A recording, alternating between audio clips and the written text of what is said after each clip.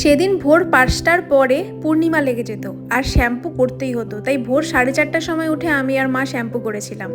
তো শ্যাম্পু ট্যাম্পু করে এসে দেখছি একটা পিম্পল উঠে গেছে, এর থেকে বড় কষ্ট আর কি হতে পারে।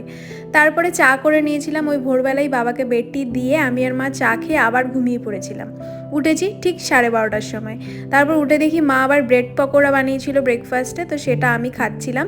তারপর মাম্মাম চলে আসে, তাই মাম্মাম আমি মা মিলে ব্রেকফাস্ট করছিলাম আর বাবা আগেই করে ফেলেছিল।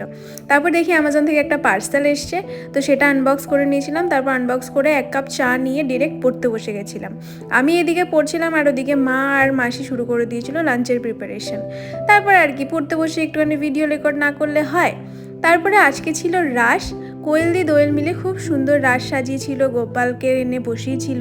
তারপর আমরা তারাবাতি ফুটিয়েছিলাম, অনেক এনজয় করেছিলাম।